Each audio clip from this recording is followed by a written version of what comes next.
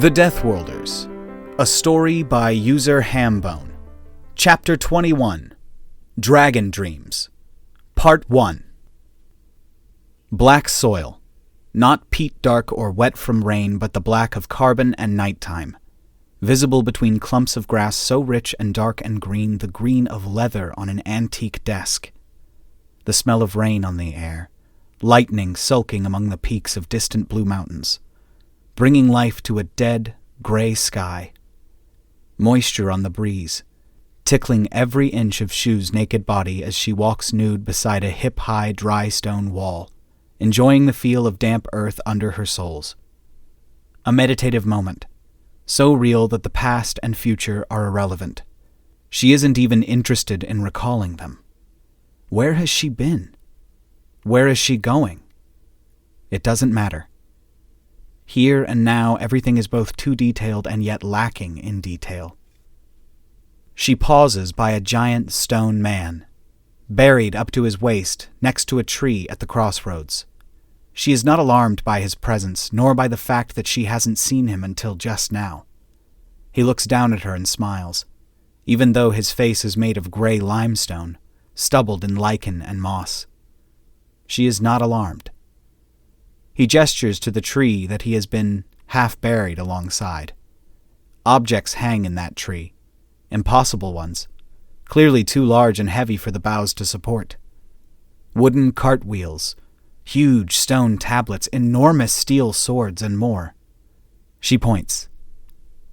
That one. The stone giant bows with a hand over his heart and selects the enormous bronze coin that she has chosen. He raises it above his head. She spreads her arms, tilts her head back, and smiles, welcoming what he is about to do. He brings it down hard, and she woke in the instant before it crushed her.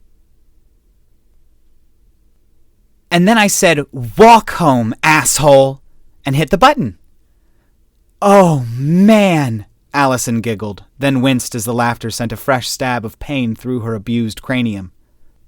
When she raised her hand to the pain, it met cold metal instead.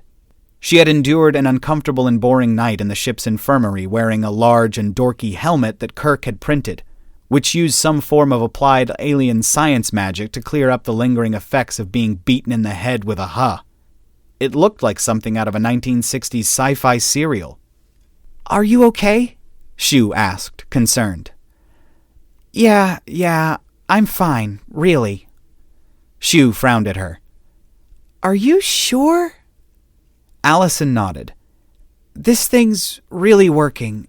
I was so woozy last night, and now I'm feeling sharp again."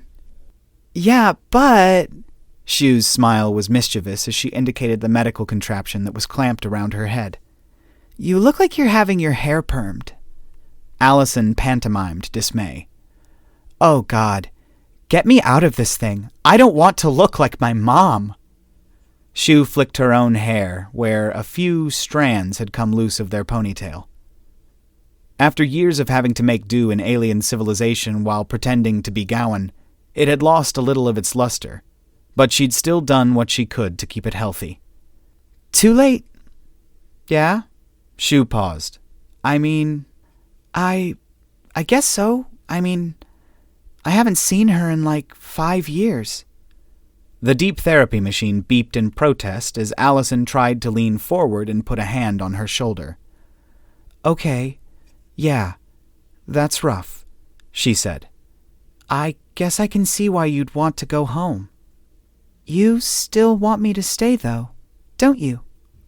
"Girl, after the ass-whooping you just handed out? Hell yes." Allison enthused. She settled back again. "But 5 years is rough. You need to see your folks. I get it." "Don't you want to see yours?" "Oh, hell no," Allison grimaced. "My folks and we never got along. I cut them out of my life a long time ago." "Oh." Shu cleared her throat and tried her best not to blush awkwardly. "Sorry." No, it's fine. Ancient history. But you can't live at home forever, can you?" "With Mama's cooking?" Shu demurred. "Oh, I could. I know exactly what she's going to make for me, too, when she sees me. Yeah? Mm-hmm. It'll be her special, paigu bazaifan, with du fuhua for dessert. She drifted off into a culinary haze. She thinks they're my favorites. Allison laughed. She thinks? Xiu made a curious head-ducking motion again, then caught herself and grinned sheepishly. Sorry, I'm still doing Gowan body language.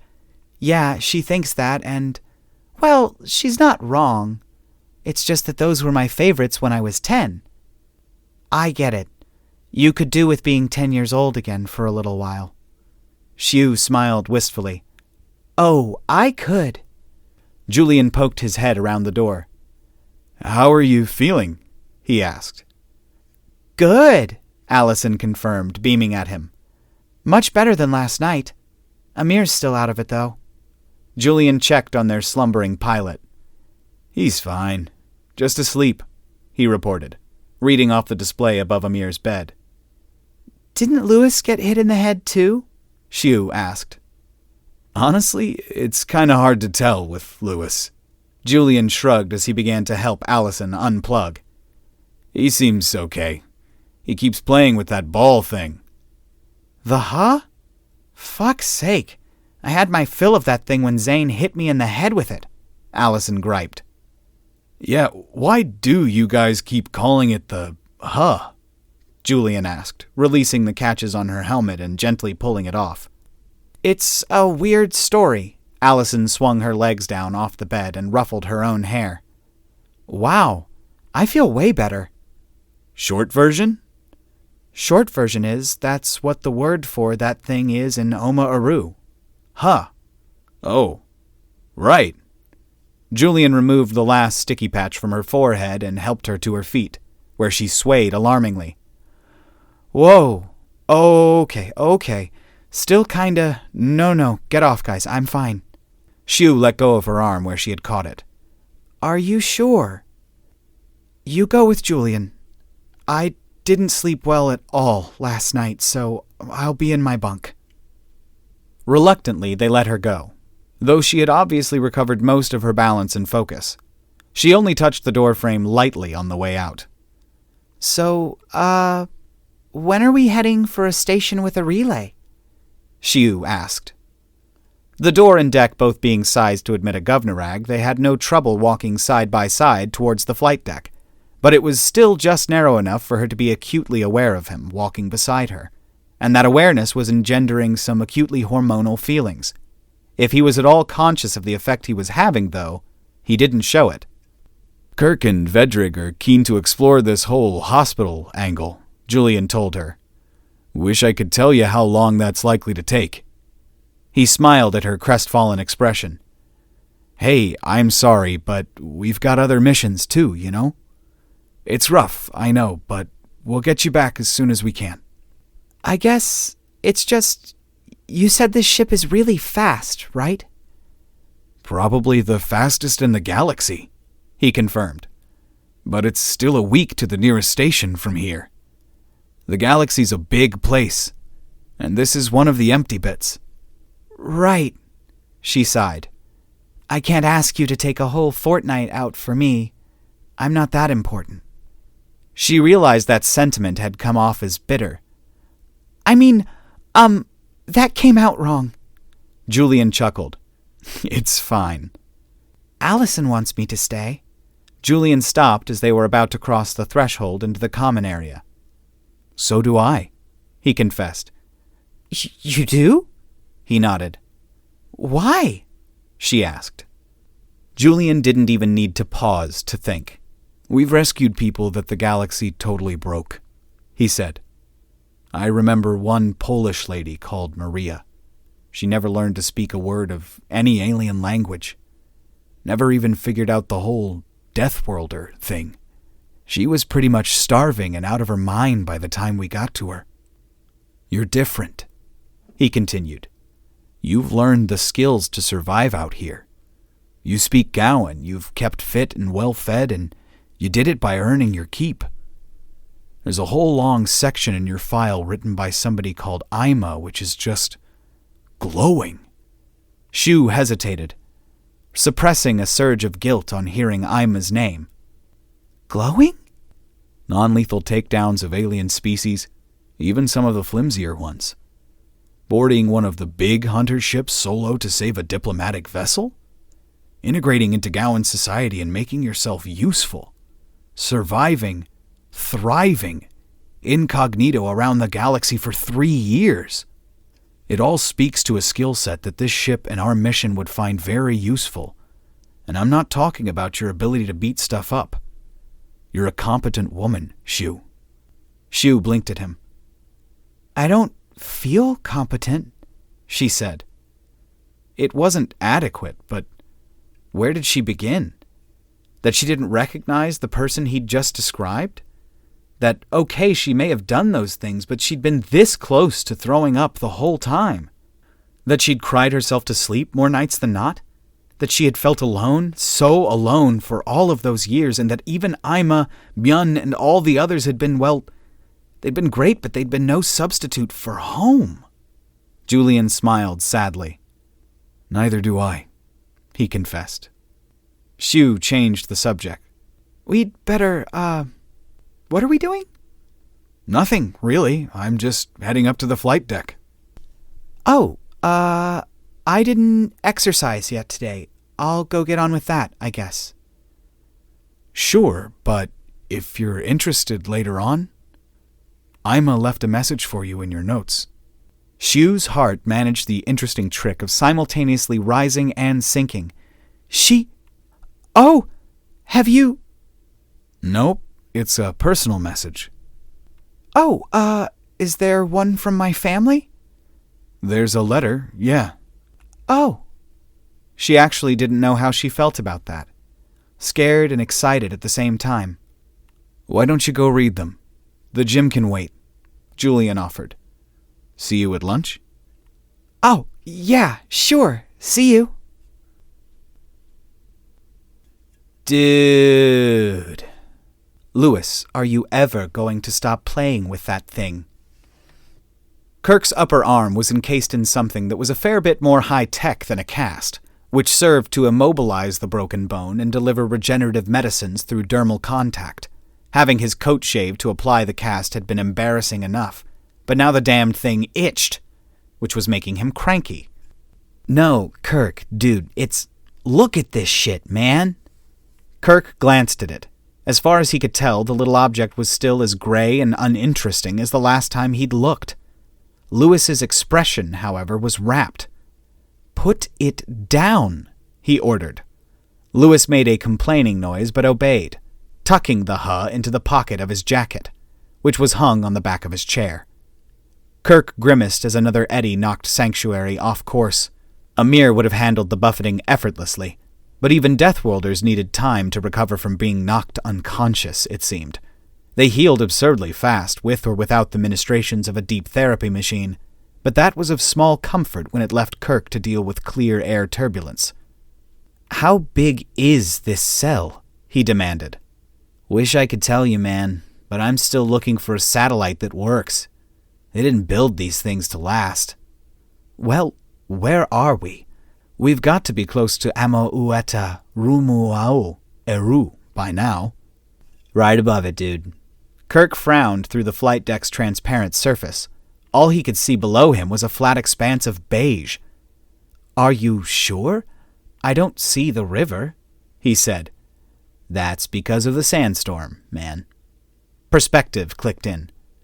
Oh, he said. We're not landing in that. Figured as much, bro. Lewis laughed. Survey says the turbulence shouldn't go higher than 20 clicks if you want to wait it out. Yes, let's do that, Kirk agreed. He punched the commands in, and Sanctuary stood on its tail to ascend above the weather, eventually getting to the point where the autopilot was happy to take over again. Nobody on board noticed down was still defined by the gravity plating in the deck, rather than by the planet. Kirk set the ship to hover once they were clear of the turbulence and relaxed. Fucking Class 9s, he muttered. Any luck with those satellites? Nah, man. Half of them just aren't there anymore, and half the rest ran out of power years ago. Must be bits of space debris all over this desert. What's left? Some of the stuff that's in geosynchronous or higher, Lewis said. That's about it, man. Best one I've got is, I don't know, a telescope of some kind? That one's still kicking just fine. The rest... Right. Kirk settled back. I suppose there's nothing to do now but wait. You mind if I... Lewis indicated his pocket. What's so fascinating about that damn thing? See for yourself, bro. Lewis dug out the HFY again and handed it over. Kirk sighed and inspected it. The HFY really was nothing more than a metal ball that fit well in his hand. He turned it over, looking for any sign of adornment, finding none. He turned it over again, puzzling over it. Why should something so small be so fascinating to Lewis? It was just smooth. What mysteries could what looked and felt for all the world like a big ball bearing possibly hold? No matter what angle he inspected it from, it was so round and so uniform in appearance. It managed the strange trick of being metallic and perfectly featurelessly smooth, but yet it reflected nothing. He knew he was turning it over. He could feel the friction on his fingers and palm. But it seemed to hang motionless, an anomaly in his hands, as if it wasn't moving, but the rest of the universe was. Lewis snatched it out of his hands. Dude! What? You've been staring at it for like 5 minutes, bro. Nonsense, I only just... Kirk glanced at the timepiece and stopped mid-sentence. Nearly 12 Re had gone past. I could have sworn. Nah, man, you zoned the fuck out. Like way worse than I do. Kirk shook his mane, trying to shake off a lingering feeling that he could understand what was going on if he just held the HFY some more. Can I look at... No. What am I saying? Lock that thing away. Dude, it's just another drug. You're not used to it, that's all. Lewis, it's dangerous. For you, maybe. Humans have more sensitive neural structures than my species. You know that. Maybe, but I'm the one who heard you and stopped when you said stop, man. You didn't even hear me. What in the hell are you two arguing about? Julian looked back and forth between them as he hauled himself into the flight deck. Lewis simply handed him the HFY. Julian frowned at it. You're arguing over this? Just have a look at it, man. Turn it over. Wait, this thing? It's just... well... Julian tilted his head back and forth and frowned at the object in his hands as he turned it over a few times, then blinked and shook it off. What about it? Lewis aimed a triumphant smirk at Kirk. See? That proves nothing. It still mesmerized him, too. Yeah, but only for like seconds, Lewis protested and knocked on Julian's upper arm. Right? Huh? Oh, yeah. Julian looked back up from the ball. I don't know. That's kinda weird. Maybe we shouldn't be messing with it. Why? Julian's expression was patient in a you're being kinda dumb way. Well, we are investigating why ancient species go extinct, he pointed out. Lewis paused. Ah, yeah. Right. He frowned at the HFY. Okay. Yeah, maybe lock that thing up somewhere. Allison can look after it, Kirk decided. Good call, Julian agreed. Don't let her study it. We don't want its keeper to be under its spell as well. Lewis scoffed. Under its spell? What is this thing, a fucking Palantir? You know what I mean, Kirk replied patiently. It's clearly affecting and influencing us somehow. Best to put it in the care of somebody who is as yet unaffected and uninfluenced. Aside from being beaten around the head with it, Julian noted. Right. He took his t-shirt off and knotted it around the HFY. Swole as fuck, dude. I'm Myron. No homo.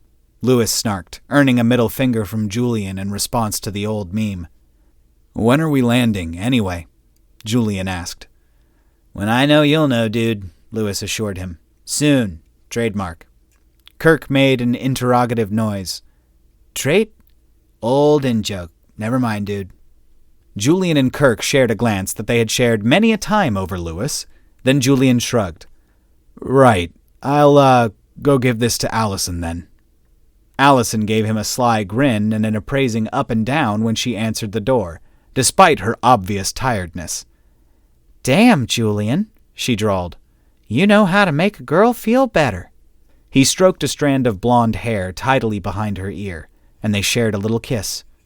"Sorry, this is business." He handed over the shirt. "Can you lock that up?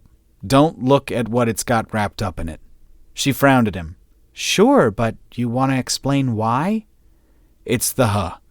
If you study it, it just seems to fascinate you. We thought it'd be a good idea to leave it in your care, seeing as it hasn't affected you yet. Until we know what it is and if it's related to the Oma-Aru dying out, you know?" "I follow." She took the object and vanished into her room to lock it away as requested. "You want the shirt back?" "I'll just print another one." "Could have just printed a bag for it, you know," Allison pointed out. She reappeared at the door and leered at him. "Not that I'm complaining about you turning up at my door shirtless." "It was easier this way." He shrugged. She made an appreciative noise. Works for me. Just don't let Shu see you. She'll catch fire." "You think?" "Girl's had a 5-year dry spell, and call it a hunch. I don't think she was getting any before then either." He leaned against the doorframe, folding his arms. "And how long's your dry spell been?" he asked, enjoying the way she looked down at his upper arms and started to breathe a little quicker. "Too damn long." "Just say the word," he grinned. "I told you, Julian, we're not having sex." "There's alternatives to sex," he said, slipping his hand around her lower back and pulling her out of the room slightly, pelvis to pelvis. She met his gaze with a cocky smile, draping her arms over his shoulders. "Got something in mind, Atsicity?" He glanced up and down the quarters deck to make sure that they were alone, then leaned in and murmured, "I know my ABCs." She laughed, but bit her lip and took another good look at him. "Mr. 6 years alone knows that trick, huh?" Julian's confidence stalled and entered a tailspin. "Well, I know of it." Allison giggled, but her lip bite intensified. She checked up and down the deck herself and then grabbed his belt buckle and pulled him into her room. "All right, Mr. Smooth. Show me." "Well, this is fucking boring." Kirk shook his mane in irritation. Lewis always got restless when he had nothing to do. "How long until the sandstorm abates?" "Told you, dude, weather sats are fried. Could be 5 minutes, could be 5 months. Could be there's a second storm 5 hours behind this one. I've got a bot watching out for a working sat." "So you're not actually doing anything right now?" "Aw, don't say it, dude." Kirk snorted at him. "An hour's exercise every day, Lewis. You biologically need it." "Like fuck I do." Lewis grumbled, but he stood up anyway, stretching and groaning as his spine popped in 3 places. "You see? Your species isn't meant to sit still for long periods." "Hey, I'm going, jeez."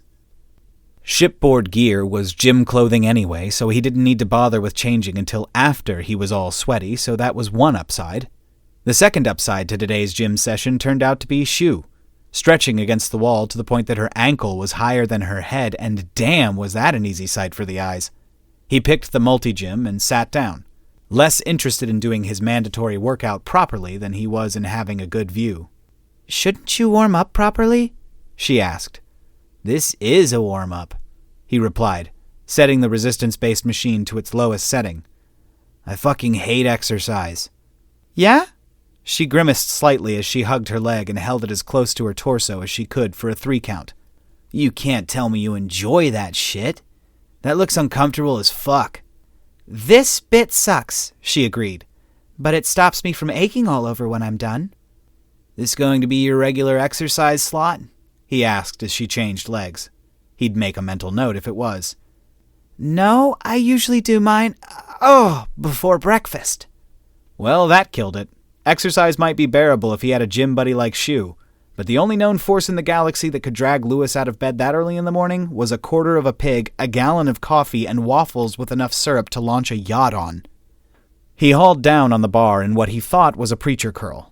"So, why are you here now?" he asked. "I was going to go back to my room and listen to my messages," Shu said.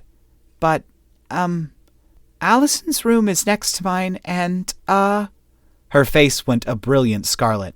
Never mind. Hey, what? Julian's in there? Louis blinked. No shit. Shit, did they get loud? Damn, the girl could blush. If there'd been a world championship, Shu would have taken the gold, easy, by incinerating the competition with her glow. Little bit? She squeaked the words in a way that suggested they were understatement. She dropped her leg back down and bounced on her toes a few times. Louis lowered his head slightly to give the impression that he was working the machine, hoping to ogle without being caught ogling. You're not doing that right, she pointed out after a few seconds. Louis just shrugged. You grab the thing, you pull on the thing, right? Ha, Shang-Chi, she muttered. No wonder you hate exercise. You saying I don't enjoy it because I'm doing it wrong? She beckoned with one hand. Come on, get up. I'll show you. Louis shrugged and did so. Okay, what are we doing? Tai Chi. Tai Chi? I thought that was for, old people in the park. It keeps you fit and strong, she said. Moving all slow? Pull the other one. She rolled her eyes. Copy me. Louis snorted, but did so to the best of his ability, imperfectly mimicking the slow sweep of her arms and feet. His muscles started to burn within seconds. What the shit? She paused mid-motion at the most awkward spot. He felt like he was about to fall over. His leg was shaking from trying to hold him up. You're still doing it wrong, she said. Move your right foot back a little and try to balance your weight between both feet. Louis grunted and shoved his foot back a bit, and the precarious feeling and shake both vanished. The burn in his muscles faded a little. Hey, what? Now you're doing it right. Okay, that's cool, but no pain, no gain, right? My ballet teacher used to say that being strong is no good if you're wasting half that strength with bad form, Shu said. I guess? She laughed. I had this trouble with my brother Wei. It's like if you have a really fancy, shiny new computer, but you're running an old game on it. Most of that power gets wasted. Follow me? Understanding dawned. Oh, I get you. Shu started moving again. It works both ways, she said. If you do it right, it feels easier, but you're actually getting the most out of it. Doing it wrong feels harder and doesn't do as much for you. Louis was surprised to find that he was actually enjoying himself, and not just because of the company. Shu was a patient teacher, happy to go at his pace, and the way she explained what they were doing drove home a point he had hitherto missed, that exercise didn't have to be dumb, mindless repetition. That there was room for using your brain in there as well, thinking about it. Physical intelligence. Maybe he had a reason to get out of bed early, now. Fascinating. I wonder what relevance it has to our search. Vedrig didn't fit in the flight deck, but the corridor outside was capable of unfolding a bench from the deck for him to rest on, and it was from this that he was conversing with Kirk, sipping a surprisingly small glass of water considering his mass. Best not speculate ahead of our evidence, Kirk cautioned. Louis could be right. It could just be a drug of some kind. True, though the whole concept of a drug was a completely foreign one to me prior to the arrival of humanity. Likewise, and if ever there were fields where we were likely to learn of their existence, customs and legal representation aboard a major trade station would be them, even if they were perfectly legal. And yet the Oma-Aru have been in decline since before the human world wars, Vedrig noted. Tell me, do you think it a plausible possibility? All too plausible, Kirk shivered, even with that idea in mind, that this could be the object responsible for the decline and fall of their civilization. I still want to go down to Allison's quarters and ask her for another look, and I was only exposed to its effects for a few minutes. And Louis and Julian? Kirk turned and checked the tracking systems for a second. Louis is in the gym with Shu, and appears to be rather happy about it, he said. Julian has not left Allison's quarters yet, though I expect that's just sex. Vedrig pig-snorted a Govnorag chortle, pulsing hyacinth. "So matter-of-fact," he commented. "Why shouldn't I be? I have no reason to be squeamish about the sexuality of another species, especially one so driven by it as humans are." He glanced at the monitor where Shiu was correcting Lewis's posture. "And Gowan's," he added. A curious cocktail of intellectual pink and uncertain blue swept up Vedrig's body. "She's not Gowan," he pointed out. "Biologically, no," Kirk agreed. "But concepts we have traditionally considered for good reason to be absolutes appear to be more fluid for humans. Gender, mating proclivities, species, purely as a mental and cultural construct, is on that list." How can species be a fluid concept?" Kirk just shrugged. It wasn't a native gesture to a and he knew that Vedrig was astute enough to get that subtle point. "It's all visible in Shiu's file, if you know what to look for," he said. "There are a lot of transition zones in her life, places where she has straddled two things that would quite reasonably seem to be separate. They're quite obvious from the elevated perspective that I enjoy, but humans have remarkable blind spots about their own motives and experiences." "Do they indeed?" The translation gave Vedrig a wry, ironic tone. Kirk snorted, catching the thrust of Vedrig's subtle jab. "I know who I am," he asserted, and pointed at the screen with his mechanical arm. "They don't." "And is that what draws you to them?" "What draws me to them is that they've got to become somebody, and I want to make sure that somebody can coexist with my own people." Vedrig rumbled, and a dark pink, almost purple, showed itself on his body. "Suppose the hierarchy are right," he said suddenly. "Suppose that's not possible. What then?" "Then by helping them escape the quarantine, I've doomed my own species and several others," Kirk said. "But I'll fight to the last to prove that the hierarchy are wrong." "Good. Then I think it's time I put you in touch with 6. Allahu Akbar. Amir was standing in the middle of the common area, barefoot and wearing clean clothes, addressing a little speck of blue holographic light that was hovering a few meters in front of him. He lowered his hands gently onto his thighs and spoke again. The words were quiet but clear. Shiu could only hear him because the rest of the ship was quiet. Subhanaka Allahumma wa bihamdika wa tabarak sumka wa ta'ala jaduka wa la ilaha ghayruka. She turned to Lewis and whispered, "What's he doing?" "Salat," Lewis replied quietly. 5 times a day. It's like super important to him. I just let him get it out of his system." "I'd forgotten." "Forgotten?" "Prayer. I forgot that people even do things like—" Shiu indicated Amir, who was now bent at the waist, muttering something. "This?" "He's always done this," Lewis replied. "Had me program that little light for him. It points towards Earth." Shiu stared at it. "That's where Earth is?" "Yep." "How far?" As like the crow flies?" Lewis tapped on a wall console and pulled up the navigation display. "Looks like about 60,000 light years." He tapped something and nodded. "Give or take a couple thousand." "How long would it take if we flew there right now?" Lewis looked upwards and his lips moved as he performed some mental calculations. About roughly 7 weeks? Bit more than? But we wouldn't be going as the crow flies." "Why not?" "Well, A, the galactic core's in the way. Black holes, exploding stars, radiation, really bad hair days. Can't go that way. B, interstellar dust and gas leaves a charge on the hull. Let it build up too much and eventually, zap." Shiu jumped and Amir shot an annoyed glance in their direction. Lewis raised an apologetic palm at him. Shiu swallowed. "Zap?" she squeaked. "Yep," Lewis replied in a quieter tone.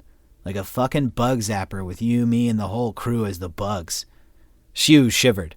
So the ID and the CA both run these lane-clearing fleets who sweep a path through the dust, and that's a space lane, Lewis continued. They form a ring around the galaxy, through what's called the Temperate World Formation Zone. By space lane, we're more like 3 months from home. And this is a way fast ship, like Zoom. And you can really open up on those space lanes, too. How fast? Dunno. Kirk reckons she can do upwards of 1,000 kilolights on a really long stretch if we don't mind wear and tear on the power core. 1,000,000 times the speed of light. Usually we just cruise at about half that. That's... Xiu wanted to say fast, but the numbers were purely academic. Incomprehensible. Fastest ship in the galaxy, we reckon. Lewis patted the sanctuary proudly. Of course, we don't need to fly back to Earth. We've got the jump array. All that distance and I can just step home, huh? Pretty much. Xiu shook her head and watched as Amir turned his head left and right, speaking gently, and then stood. That's going to be so weird, she said.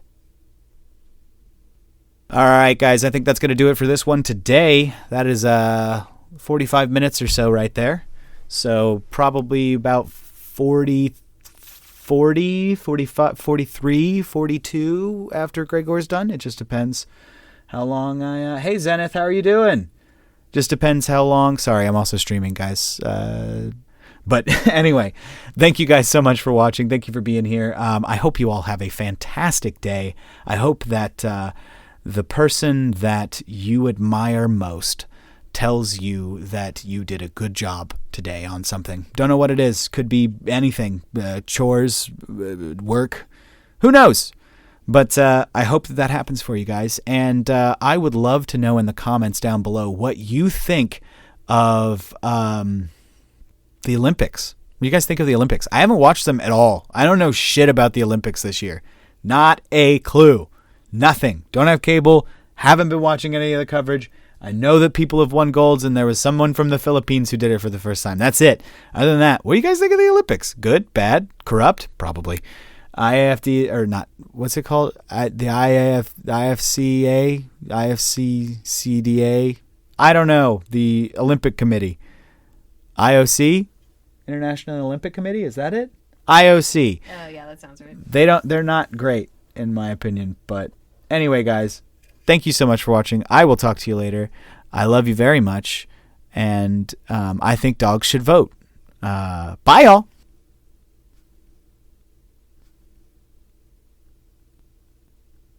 Graygor, cut stuff out or don't. I don't care. Enjoy.